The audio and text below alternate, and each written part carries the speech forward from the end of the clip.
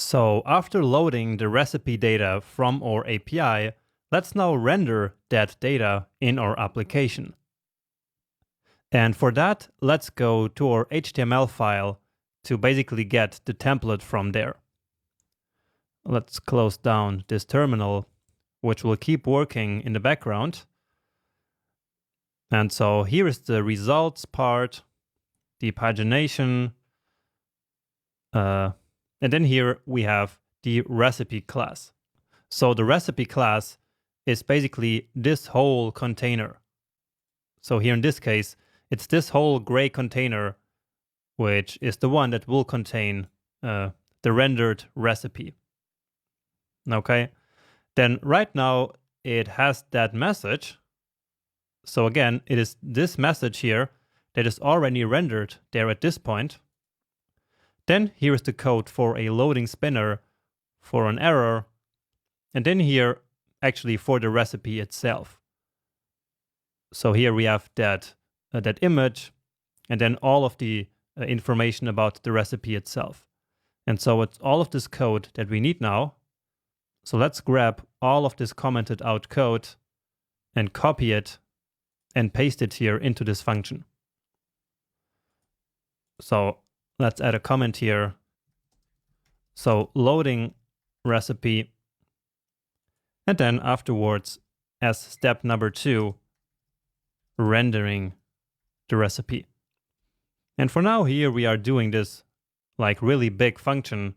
But of course, once we start thinking about the architecture, we will then break this up into functions and modules and classes and so on and so forth.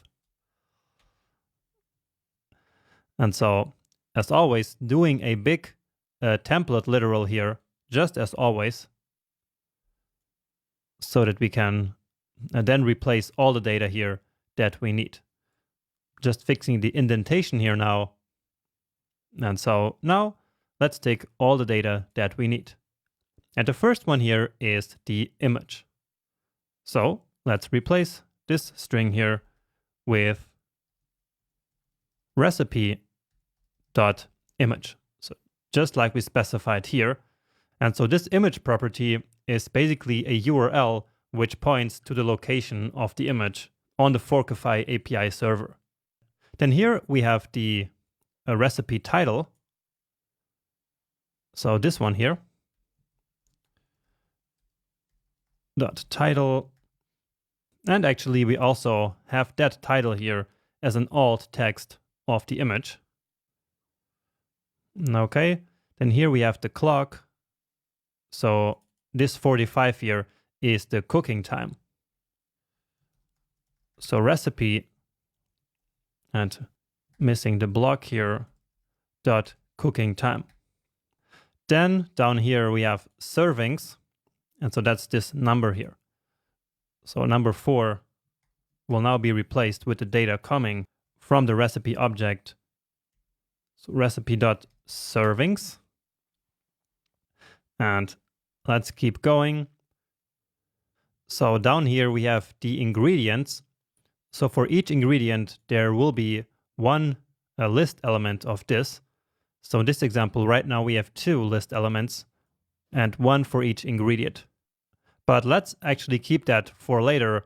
And for now, keep filling the rest of the data here. So this is the next piece of data, which is the publisher. So here it says recipe publisher.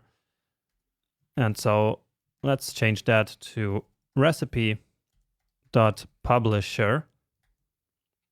Then here we have the source URL. So let's take a look at that, maybe here to make more sense of this. So we used most of this data here already. So here is the URL to the recipe itself, where it actually comes from. And then about the ingredients, as you see, it is one array, and each position of the array contains one object, which contains the quantity, the unit, and the description of each ingredient. And so we will have to basically loop over this array and then use all of this data to create one list element for each of them. Okay, But for now, let's go back and finish the data here. And in this case, replacing this URL by the one coming from the object. So that's recipe.source URL. And so except for the ingredients, that's actually it. So yeah, before we can check out the result, of course, now we need to actually insert this HTML into our DOM. So for that, we can use the insert adjacent HTML method. And we need to do that on the parent element, remember. And I already selected that up here. So remember, that's the element with the class of recipe. So just to remember, it is this div element. So that is called recipe container. And so that's where we want to attach this HTML markup. So recipe container dot insert adjacent HTML. Then let's do after begin. So basically as a first child, and then the markup variable that we just created. And that should be it. So this should now render the recipe in the user interface, except for the ingredients. And indeed, that's looking really nice already, right? So the ingredients are still the old ones, but the rest is really nice, except for that we have still this message here from the beginning, and also that we are missing all the icons. So you see, there are no icons to be found here. In the real one, of course, there are icons all over the place. So we have three problems here. We have this message showing, we have the ingredients, and we have the icons. And let's start with this message and then the ingredients. So before we insert any new markup, we need to get rid of the markup that is already there. So let's simply do recipe container dot inner HTML and set it to nothing. So emptying it out. And so you see, now it is gone. All right. So let's now worry about the ingredients. And again, we will need to loop over the ingredients array. And for each of them, we should then create this kind of markup here. So how should we do that? Well, basically exactly what I just said. So we take recipe.ingredients, and then we loop over that using some array method. But what array method should we actually use? Well, remember that in the end, the expression that we need here needs to return a string of HTML. And so that means that our array method needs to return something. So for each is not the way to go here. So not for each, right? But instead, we are going to use map. So map returns a new array with the same length. And so that array we will then in the end be able to simply join. And so now we can loop over the array by specifying a callback function. So each element is going to be called ingredient. And then here we can do something. So let's simply replace a string here. Right?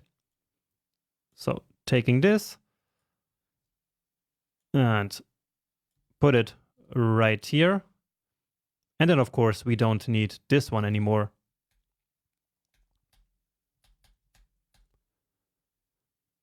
Okay. Then here we have some kind of error.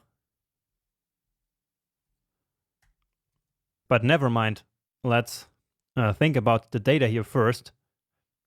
So let's take a look at the data actually again. So at the array, so each array element is an object which has quantity, unit, and description. Okay. So this ingredient is now that object. And so here we can say ingredient dot quantity, then here the unit, so ingredient dot unit, and then finally here instead of pasta, we want the ingredient dot description. And so now here we will have an array in which each element will contain this markup corresponding to the ingredient. And so now all we need to do is to transform that array of strings into one big string. So we can take the result of this map, which is that array, and call join on it like this. And so now the result of this entire expression is going to be a big string containing all the ingredients. So if we give it a save now, then indeed, here we have our 8 ingredients. Okay, so that's pepperoni pizza burgers. And now, remember we have a second one here, so let's switch them out again. Give it a save, and now we get, well, this pizza here. And so indeed, it now has different ingredients, different publisher, and everything is different. Great. But now there is one thing missing, which is the icons. So let's see why that is. Well, remember that the page that is displayed here in the browser is this HTML here from the dist folder, right? And so remember that all the images and really all the assets are now coming from this folder. And that includes the icons. So our icons are always coming from this icons.svg file. But now the icons are actually coming from icons.all of this here. And you can see that, for example, right here in the search bar. So icon search is coming from icons.96 and so on and so forth. However, in our template literal, we are still writing basically the old path to the icons. So this one here. And so right now, JavaScript will not be able to find this. So in the dist folder, this one here, there is no source / image folder in which there is icons.svg, because that exists only in our source folder. So only right here where we are developing the application. But again, right now, we are basically shipping the application already. And so it's using the data from this dist folder. And so now we need a way of telling our JavaScript that the icons file is no longer this one, but instead it is this one. And we can actually do that with Parcel by basically simply importing the icons file. So let's go to the top of our file, because I like to keep all the imports always at the top. And so again, in Parcel, we can import more than just JavaScript files. We can import all kinds of assets, and that includes images. So let's import, and let's call it simply icons, but this name can be anything that we want. From, and now the path to the original icons file, basically from the view of this controller file, right? So here we are in controller.js, and so now we need to find the path to the images. So to this original icons file. So we need to go one way up. So exactly the way we browse the file tree in the terminal. So ... always means the parent folder. And so right now we are back in the source folder, which is the parent of JS.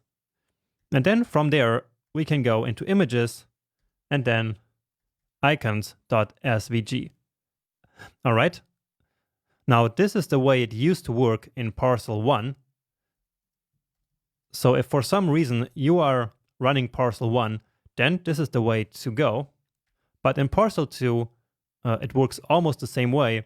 But then for any static assets that are not programming files, so for any like images or videos or sound files, we need to write URL, then colon, and then the path to the file. Okay, so let's take this out. And then let's log this icons to the console so that you see what this icons really is. Because in fact, it is nothing more than simply the path to the new icons file. So the localhost 1234 is in this case basically our dist folder. And then in there, the file that we need is icon.96f and so on and so forth. And so that is exactly this file here. Okay? And so now let's use that. So everywhere it says icon, so everywhere we have this old path, we now want to replace it simply with the icons. So let's select all of them using Command or Control D. Or if that doesn't work for you, you can always probably use Command F or something like that. But anyway, now we have all of them selected at the same time. And then I can delete them all and then insert the icons variable here everywhere. And so now, if we give this a save, then our icons are back, right? So starting here, then in all ingredients, and here also all over the place, we now have our icons back. And now just to finish this lecture, I want to give this one more touch, which is this here. So watch what happens here in the recipe when I load the page. Well, that was pretty fast. Let's see again. So maybe for half a second or so, you saw a loading spinner there. And so that's what I want to have here as well. So before the recipe arrives, I want like a loading spinner there, because that's a very common pattern that you see in all kinds of applications, right? And it's actually very simple. So we have the code already here in our HTML. So it is this spinner here. So let's grab this code. And then here I will simply create an external function called render a spinner. And let's make this a very generic function that we can reuse. And so let's pass in the parent element. And so then we can simply attach this to any parent element that is passed in here. So as always, creating a markup variable. And then our code here. And just like before, we need to now replace this old path with the new path. So icons. And then, of course, we need to add this HTML to the DOM as a child of the parent element in this case. So parent element dot insert adjacent HTML after begin and markup. Okay, and now let me just quickly show you why this is going to work. So here in the CSS, let's look for spinner.